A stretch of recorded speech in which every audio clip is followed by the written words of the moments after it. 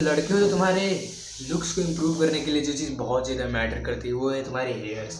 अगर तुम्हारे हेयर्स बहुत ज़्यादा थिक है, बहुत ज़्यादा शाइन नहीं, मतलब बहुत ज़्यादा शाइनी है एंड बहुत ज़्यादा वॉल्यूमस है एंड बहुत ही अच्छे से स्टाइल हो जाते हैं एंड बहुत ज़्यादा हेल्दी एंड अच्छे दिखते हैं, तो अगर तुम्हारी फेस टट्टी भी होगी फिर भी तुम्हारा जो ओवरऑल लुक है बहुत ही ज़्यादा प्यारा बन के आएगा एंड बहुत ही ज़्यादा अच्छा भी लगेगा। बट तुम इस चीज़ को मेंटेन कैसे करोगे?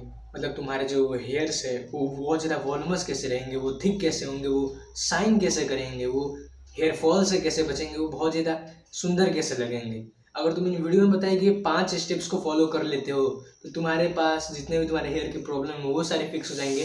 प्लस तुम्हारे हेयर से बहुत ज़्यादा थिक, बहुत ज़्यादा स्ट्रॉन्ग, बहुत ही ज़्यादा गुड लुकिंग, बहुत ही ज़्यादा वॉल्यूम वाले एंड बहुत ही ज़्यादा हेल्दी हो जाएंगे, जिससे तुम किसी भी नारी या इच्छाधारी पारी को अट्रैक्ट कर पाओगे।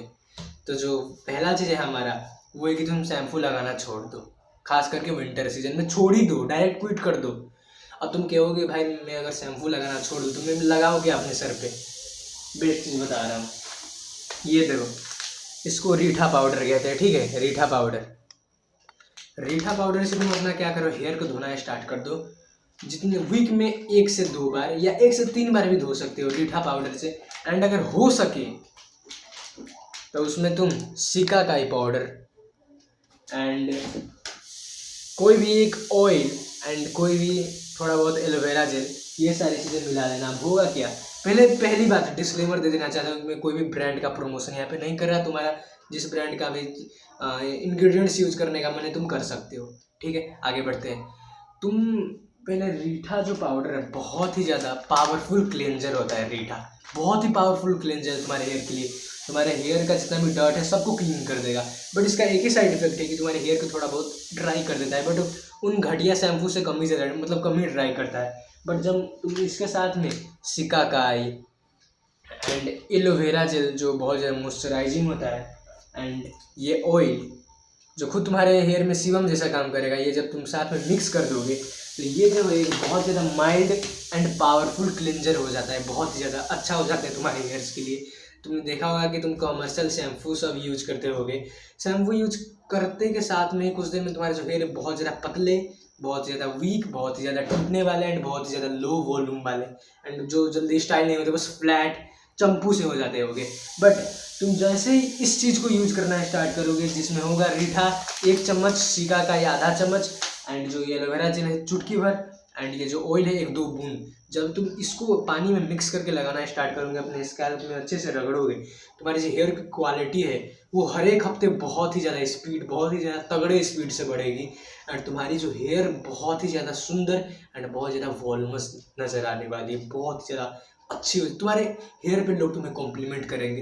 एंड जो इन चीज़ों की मात्रा है तुम अपने अकॉर्डिंग कम या ज़्यादा कर सकते हो। सेकेंड चीज़, जब तुम इन चीज़ों को लगाओ उससे 1 दिन पहले अपने सर पे ऑयलिंग कर लो।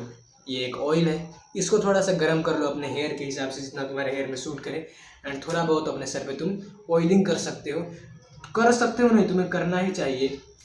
ये होगा क्या, जो तुम्हारे हेयर को है मतलब ड्राई होने से बचाएगी एंड तुम्हारे रूट्स को न्यूट्रिएंट, मतलब तुम्हारे रूट्स को भी अच्छा रखेगी एंड तुम्हारे ओवरऑल हेयर बहुत ही ज़्यादा इससे भी अच्छी हो जाएगी, ब्लड सर्कुलेशन भी बढ़ता है एंड तुम्हारे हेयर जो है बहुत ज़्यादा अच्छे हो जाते हैं। एंड थर्ड स्टेप, जब तुम नहा लो, ठीक है, नहाने के बाद या तो तुम कंडीशनर लगा लो, ठीक है? अगर तुम्हारे पास कंडीशनर अवेलेबल नहीं है तो तुम क्या करो, हाथ में 1-2 बूंद जैसे अभी मैंने तेल लिया, जैसे ऐसे करके अपने सर पे चारों तरफ हाई एंड्स में, ना कि रूट्स में लगा लो। इससे होगा क्या, जो तुम्हारे मॉइस्चर थोड़ा बहुत भी गया था इस शैम्पू को यूज करके, देसी जुगाड़ वाले शैम्पू को यूज करके जो बहुत ज़्यादा पावरफुल है, वो वापस लॉक इन हो जाएगा मॉइस्चर। अगर कंडीशनर यूज करोगे तुम्हारे जो मॉइस्चर खत्म हुआ था थोड़ा बहुत वो फिर से आ जाएगा एंड ये ऑयल भी लगभग उतना ही, तो मेरे 70% कंडीशनर जितना रिजल्ट दे देगी एंड तुम्हारे हेयर को शाइनी भी कर देगी, बहुत ही अच्छी हो जाएगी तुम्हारी हेयर स्टाइल, बहुत तगड़े तरीके से होने लगेगी।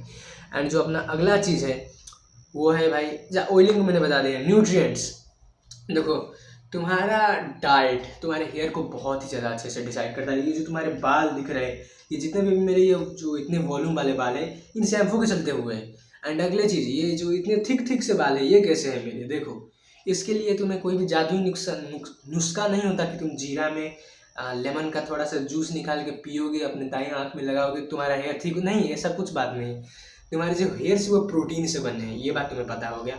एंड तुम्हारे हेयर्स के लिए जो प्रोटीन बहुत ज़्यादा इंपॉर्टेंट मैक्रोन्यूट्रिएंट है। अगर तुम्हारी डाइट में प्रोटीन नहीं है तो तुम कभी भी ये मत सोचना कि तुम्हारे हेयर बहुत ज़्यादा अच्छे हो जाएंगे। नहीं, तुम्हारे हेयर ग्रोथ ही नहीं होंगे। पहली बात तो बहुत स्लो स्पीड रहेगी, बहुत ही गंदे हेयर उगेंगे, बहुत ज़्यादा हेयर फॉल होने वाला है तुम्हारा।